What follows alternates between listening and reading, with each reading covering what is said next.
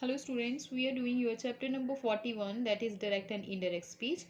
In the last videos, I have described what the direct and indirect speech is, how to change direct speech into indirect speech, what is reporting mode, what is the reported speech, and when to change the reported speech, when not to change the reported speech, which tense is changed into which tense in the reported speech. All these things have been described in the last videos. Now we will continue with few more rules which you need to know about the direct and indirect speeches. Okay, so let's begin with rule number 4, that is changes in the pronouns. अब जो reporting speech होती है, जो speaker के जो words होते हैं, वो ज़रूरी नहीं है कि आपको नेम के साथ ही मिले, वहाँ पे नेम नाउन्स ही यूज़ किए गए हों. रिपोर्टिंग स्पीच में प्रोनाउंस भी यूज हो सकते हैं. Now I hope all of you are clear about nouns and pronouns. Reporting speech में नाउन्स ना होकर आपको प्रोनाउंस दिखने को मिल सकते हैं और मिलेंगे, बिकॉज जो आपकी एक्सरसाइज है वहाँ पे प्रोनाउंस ही यूज हुए होंगे मोस्टली. ज़रूरी नहीं कि नाउन्स ही हों. तो अब अगर रिपोर्टिंग स्पीच में प्रोनाउंस यूज हो रहे हैं, उनको हमने कैसे चेंजेस, उनमें हमने कैसे चेंजेस लेके आने रिपोर्टिंग स्पीच में. ठीक है. अब जैसे मैंने बोला था, I give you an example in the first video that I like going to school. This was the example I give in the first video, right. तो अब जब लिसनर ने मेरी बात सुनी होगी तो उसने जाके क्या प्रोनाउन यूज किया, she liked going to school. मैंने बोला था आई, प्रोनाउन मैंने कौन सा यूज किया था खुद के नाम के लिए, आई, और उस पर्सन ने जिसने मेरी बात सुन के किसी और को बतानी है वो बात, तो वो कौन सा प्रोनाउन यूज करेगा बोलते हुए, शी. तो यहाँ पे जब भी हमने डायरेक्ट को इनडायरेक्ट में चेंज करना है और अगर डायरेक्ट स्पीच में कोई प्रोनाउन यूज हुआ है तो कैसे उसको चेंज करके इनडायरेक्ट में लिखना है, that's what we are going to learn in this video. Okay, so rule number 4 says pronouns of the first person in direct speech are changed in indirect speech to the same person as the subject of the introductory verb. अब simple language में मैं बताती हूँ कि यहाँ पे उन्होंने क्या कहा है कि जब आपने देखा कि जो डायरेक्ट स्पीच है, रिपोर्टेड स्पीच है, वहाँ पे जो प्रोनाउन यूज हुआ है वो फर्स्ट पर्सन वाला है. फर्स्ट पर्सन मतलब कि जो वो प्रोनाउंस जो स्पीकर के द्वारा जो हम वो लोग बोलते हैं उनके लिए जो प्रोनाउंस यूज होते हैं वो होते हैं फर्स्ट पर्सन प्रोनाउंस. जो कोई अगर हमें सुन रहा है, ठीक है, उसके लिए जो प्रोनाउंस यूज होते हैं उनको हम बोलते हैं सेकंड पर्सन प्रोनाउन. ठीक है. और अगर कोई पर्सन जो हम कॉन्वर्सेशन के दौरान वहाँ मौजूद ना हो लेकिन उसकी बात की गई हो, उसके लिए जो प्रोनाउंस यूज होते हैं वो होते हैं थर्ड पर्सन प्रोनाउन. अब इनको और अगर मैं क्लियर करूं तो कैसे कर सकते हैं, जब सपोज कोई अगर फर्स्ट पर्सन प्रोनाउंस कौन कौन से हो सकते हैं. सबसे पहले तो जब बातें करते हैं, जब कोई इंसान बात कर रहा है, ठीक है, और वो बोल रहा है, जो स्पीकर है, अगर तो वो सिर्फ एक इंसान है और बोल रहा है और अपने बारे में बोल रहा है तो क्या बोलेगा, आई. अगर एक से ज़्यादा है तो वो क्या हो जाएंगे, वी, राइट. तो ये जो आई और वी है ये क्या होते हैं, फर्स्ट पर्सन प्रोनाउन.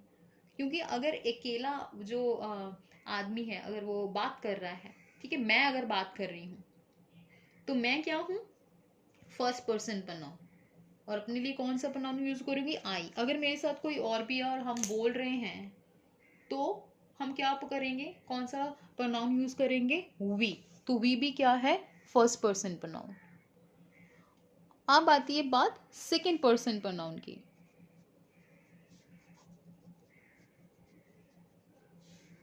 ये फर्स्ट पर्सन वाले प्रोनाउन. सेकंड पर्सन वाले कौन से होंगे, सेकंड पर्सन प्रोनाउन क्या होते हैं, सेकंड पर्सन प्रोनाउन मतलब वो प्रोनाउन जो हम लिसनर के लिए यूज करते हैं. सपोज मैं या हम किसी से बात कर रहे हैं और जब हम उससे बात कर रहे हैं और उसके लिए हम कौन सा प्रोनाउन यूज करेंगे, यू, राइट. अगर हम किसी से बात कर रहे हैं जो लिसनर है, उसका नाम बोलने की बजाय हम क्या बोल सकते हैं, यू. ठीक है। तो जो स्पीकर के लिए जो यूज होते हैं वो होते हैं फर्स्ट पर्सन प्रोनाउन, जो लिसनर के लिए यूज होते हैं वो होते हैं सेकंड पर्सन प्रोनाउन। अब सेकंड पर्सन प्रोनाउन क्या होगा? यू। हम स्पीकर के नाम की जगह पे, सॉरी लिसनर की नाम की जगह पे, जो हमें सुन रहा है उसकी जगह पे हम क्या वर्ड यूज कर सकते हैं? यू। तो यू क्या है?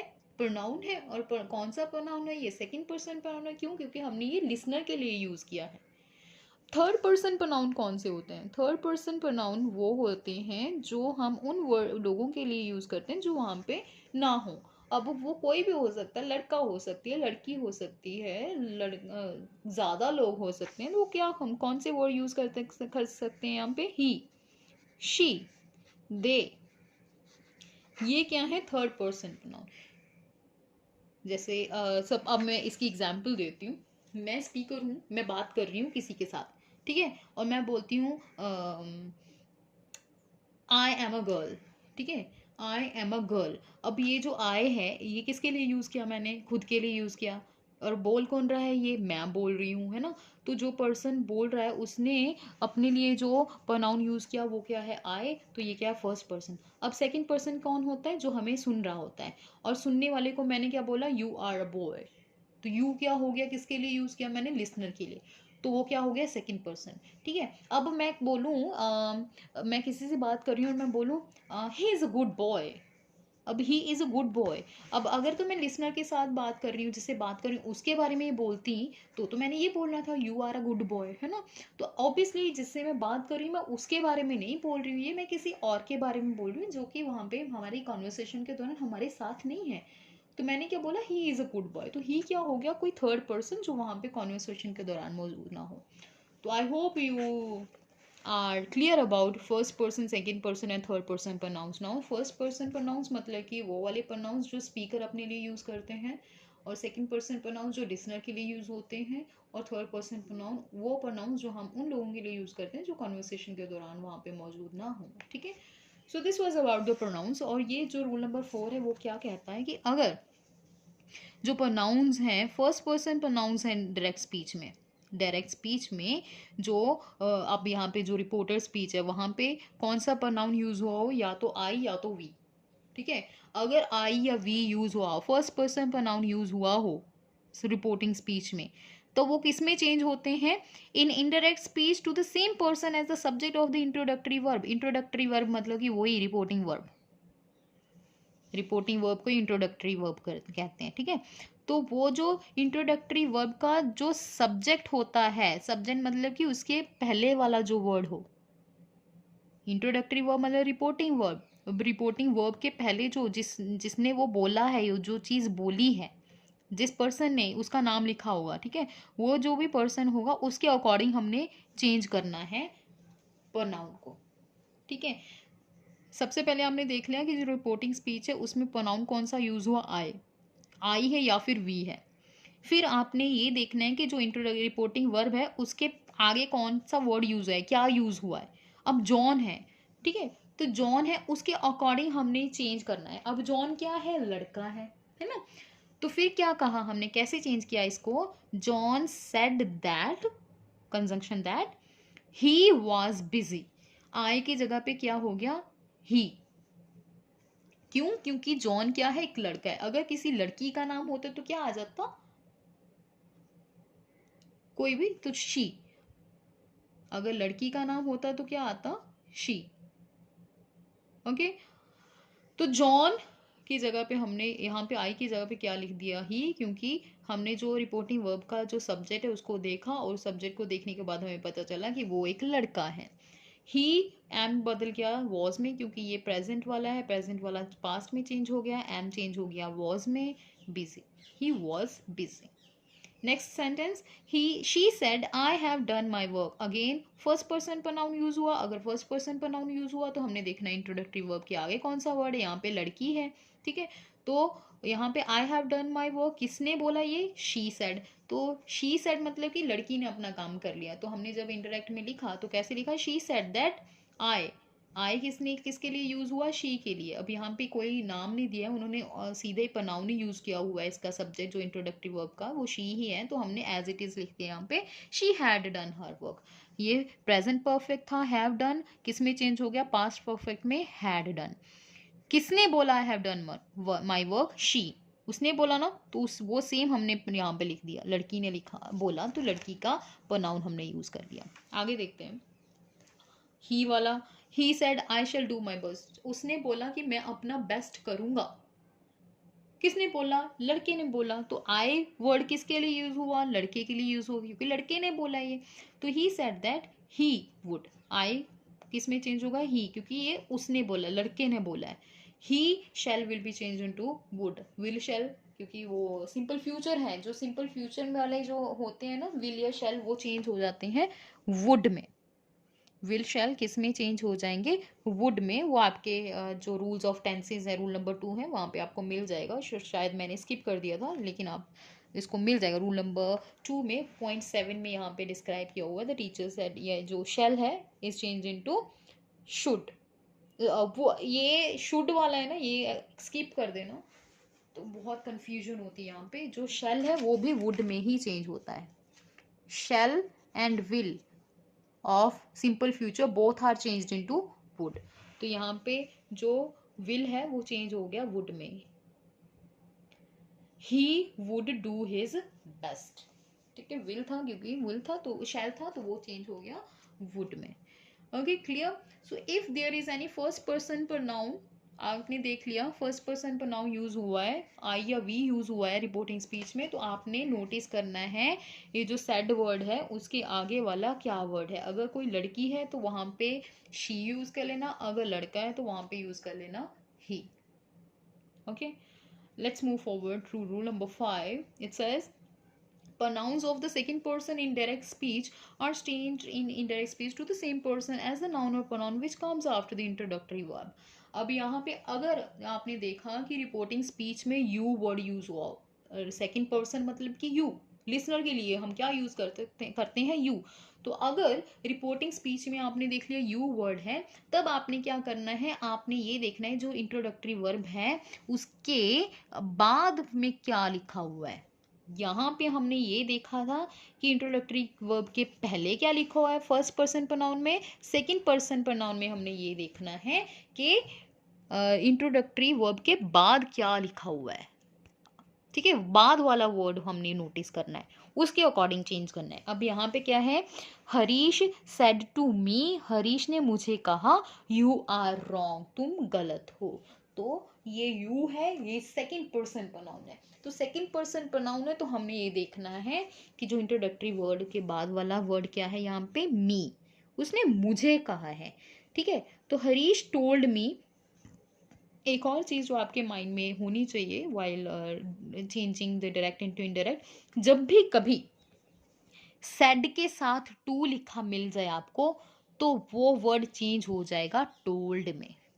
ठीक है, तब आपने सेड टू नहीं लिखना है, क्या लिखना है, टोल्ड। ये जो मैं यहाँ पे लिख देती हूँ, आपके जो डायरेक्ट एंड इनडायरेक्ट के वो जो रूल्स यहाँ पे मैंने पर्सन वाले बताए थे, यहीं पे लिख देती हूँ। जो सेड टू वर्ड है वो किस में चेंज होता है, इनडायरेक्ट में, टोल्ड में। अगर से टू है तो वो किस में होता है, टेल में।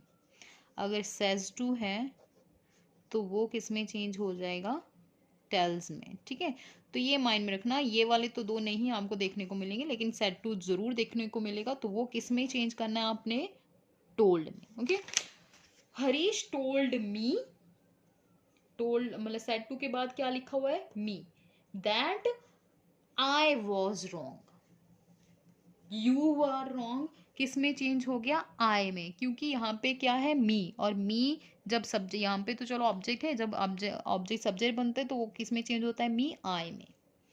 अगर यहाँ पे किसी लड़के का नाम होता तो क्या आता, ही। अगर यहाँ पे लड़की का नाम होता तो क्या आता, शी।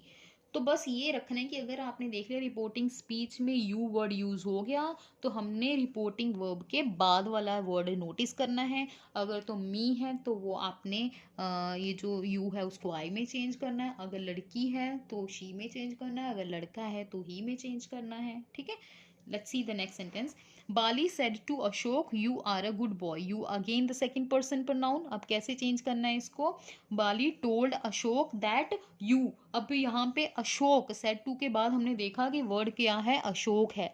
अशोक क्या है, एक लड़का है, तो उसके अकॉर्डिंग हमने क्या यहाँ पे यूज किया, यू को किस में चेंज कर दिया, ही में, क्योंकि अशोक हमने देख लिया कि इंट्रोडक्टरी वर्ड के बाद, वर्ब के बाद क्या है, अशोक लिखा हुआ है, अशोक एक लड़का है, तो लड़के के लिए हम प्रोनाउन यूज करते हैं he was a good boy, are change हो गया वॉज में, क्योंकि सिंपल प्रेजेंट चेंज हो गया सिंपल पास्ट में, ठीक है। Meera said to Kamala you are a good girl, you again second person. Notice करना है हमने इंट्रोडक्टरी वर्ड के वर्ब के बाद वाला वर्ड कौन सा है, कमला है, कमला एक लड़की है, तो क्या हो जाएगा, Meera told Kamala that, you की जगह पे कमला के लिए हमने क्या यूज किया, she was a good girl. साथ में टेंसेस के भी चेंजेस करने हैं, ठीक है, प्रोनाउंस भी चेंज करने हैं, टेंसेस भी चेंज करने हैं, कुछ और वर्ड्स हैं जो आपने चेंज करने हैं, वो भी अभी मैं आगे आपको बताने वाली हूँ। तो डायरेक्ट एंड इनडायरेक्ट को जब भी आपने इनडायरेक्ट में चेंज करना है, it's not going to be easy for you, many facts you need to keep in mind, many points you need to keep in mind. So ये प्रैक्टिस से ही होगा, वीडियोस को अगेन एंड अगेन देखना, अच्छे से समझना कैसे चेंजेस करने हैं, उसके बाद ही यू विल बी परफेक्ट, ठीक है। क्योंकि आपने प्रोनाउंस हैं, उनको किस प्रोनाउन में चेंज करना है वो भी ध्यान में रखना है, किस टेंस को किस टेंस में चेंज करना है वो भी ध्यान में रखना है, फिर कुछ और वर्ड्स है जिनको चेंज करने की ज़रूरत होगी आपको इनडायरेक्ट में, वो भी माइंड में रखना है। तो ये सारी चीज़ें माइंड में रख के चलोगे, फिर ही आप करेक्टली उसको चेंज कर सकते हो, okay. Let's move on forward to the next rule, that is rule number 6. Pronouns of the third person in direct speech remain the same in indirect speech. अगर आपने देख लिया कि यहाँ पे जो रिपोर्टेड स्पीच है वहाँ पे जो प्रोनाउन है वो third person pronoun, third person pronoun मतलब कि कोई ऐसा प्रोनाउन जो हम किसी और ऐसे के लिए यूज़ कर सकते हैं जो हम वहाँ पे मौजूद ना हो, और मैंने यहाँ पे आपको एग्जांपल दी थी, वो क्या कौन से हो सकते हैं, शी, ही या दे, ठीक है। तो ये हो सकते हैं। तो कैसे चेंज करना है, फिर आपने उसको चेंज नहीं करना है। अगर रिपोर्टिंग स्पीच में थर्ड पर्सन प्रोनाउन यूज हो तो आपने उसको चेंज बिल्कुल नहीं करना है। जैसे हरीश टोल्ड मी, अब यहाँ पे हरीश स्पीकर है, लिसनर कौन है, मैं हूँ, और यहाँ पे क्या लिखा, ही इज इल। अगर तो हरीश अपने बारे में बोलता तो वो क्या बोलता, आई एम इल, है ना। और अगर वो मेरे बारे में बोलता तो वो क्या बोलता, यू आर इल। लेकिन यहाँ पे ना तो उसने आई यूज किया, अपने लिए नहीं बोला, ना तो उसने यू करके मेरे लिए बोला, तो ये लाइन उसने किसके लिए बोली, he is ill. He is इल मतलब कि कोई और ही है वो, क्योंकि अगर वो बोल रहा था तो बोल, अगर वो अपने बारे में बोलता ना तो वो उसने अपने लिए आई यूज करना था, अगर मेरे बारे में बोलना था तो यू बोलना था। लेकिन यहाँ पे उसने क्या बोला, he is ill, he is इल मतलब कि कोई और ही किसी के बारे में बात कर रहे हैं जो वहाँ पे मौजूद नहीं है, तो वो क्या है, थर्ड पर्सन। तो अगर थर्ड पर्सन है तो वो आपने चेंज बिल्कुल नहीं करना, एज इट इज लिखना है। कैसे बन जाएगा ये sentence, Harish told me, said to है तो उसको आपने चेंज कर दिया टोल्ड में, Harish told me that he was ill. Just जो टेंस है उसको आपने चेंज किया, बाकी ही वैसे का वैसे रहने दो, उस प्रोनाउन को आपने बिल्कुल भी चेंज नहीं किया। तो he was ill, she, he said to me, उसने मुझे बोला, she is not to blame. यहाँ पे फिर से किसी और लड़की के बारे में बात हो रही है, ना तो मेरे बारे में ना तो वो खुद के बारे में बोल रहा है।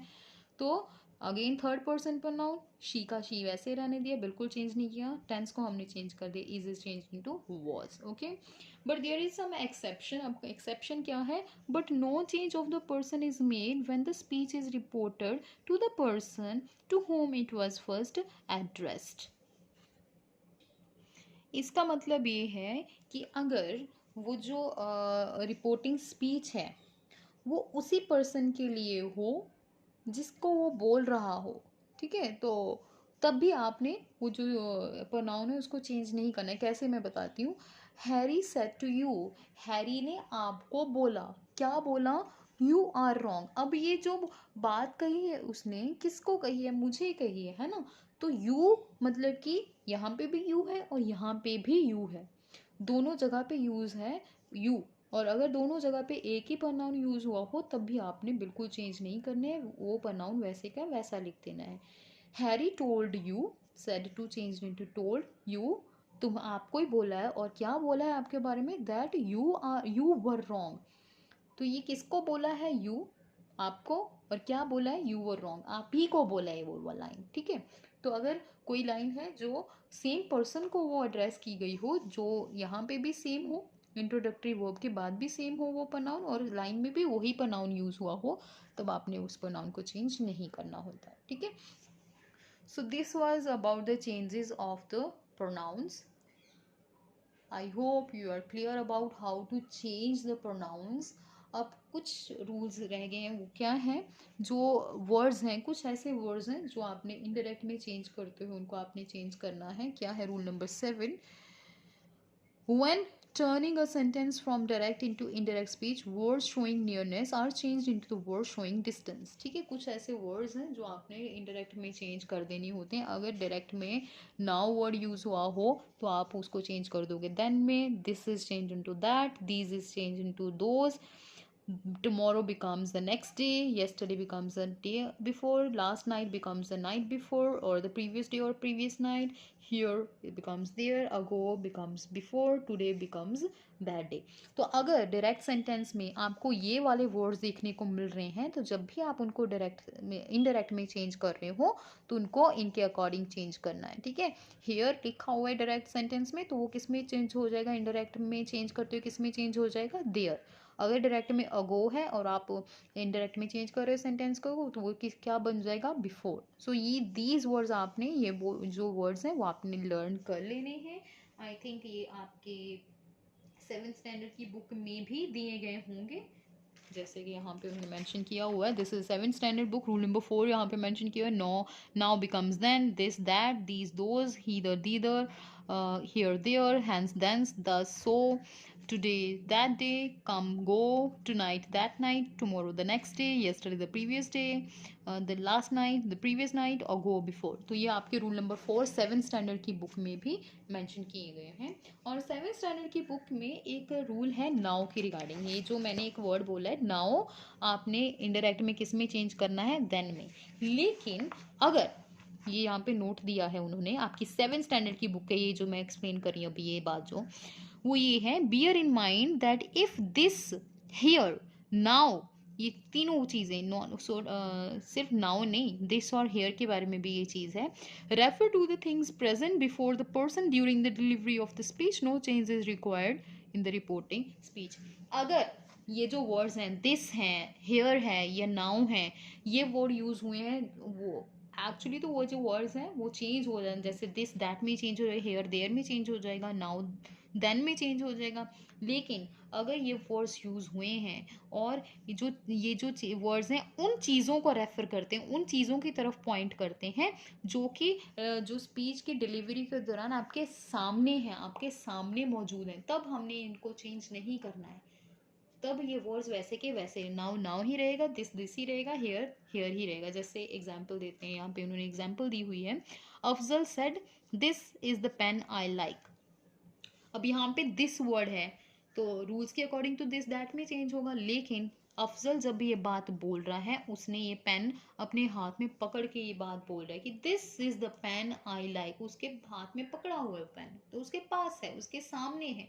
तो जब वो सामने है, प्रेजेंट बिफोर है, उसके सामने है, तो फिर आपने चेंज नहीं करना। तो इसलिए उन्होंने दिस, उन्होंने ऐसा ही लिखा हुआ है, this was the pen he liked. Tense का चेंज कर दिया, लेकिन दिस को दिस रहने दिया क्योंकि वो जो पेन था उसके सामने था, ठीक है। So this was regarding the rules of the words which you need to change, and few words are there if they are pointing to the things which are present before you, you do not need to change them. So in this video we learned the changes of the pronouns and some words. I hope now you are clear about everything regarding direct and indirect speech. In the next video we are going to discuss the exercises, but before that I remind you again and again, go through these videos which I sent regarding the rules of the direct and indirect sentences, क्योंकि ये जो rules हैं वो बहुत ज़रूरी हैं learn करने, अगर आपने डायरेक्ट और इनडायरेक्ट को चेंज करना सीखना है, ठीक है। एक्सरसाइज मैं एक्सप्लेन को कर दूंगी, लेकिन आपने सीखने हैं अगर चीज़, ये वाकई में सीखने कि डायरेक्ट को इनडायरेक्ट में कैसे चेंज करते हैं या इनडायरेक्ट को डायरेक्ट में कैसे चेंज करते हैं, तो ये जो सारे रूल्स मैंने एक्सप्लेन किए हैं उनको अच्छे से ध्यान से सुनिए। कुछ समझ में नहीं आ रहा है तो आप मेरे से जब मर्जी कभी भी पूछ सकते हो। और टेंसेस की वीडियोस फिर से देखो, टेंसेस के रूल्स अच्छे से लर्न कर लो अगर आप चाहते हो कि ये जो डायरेक्ट इनडायरेक्ट आपको सेंटेंसेस आने चाहिए, ठीक है।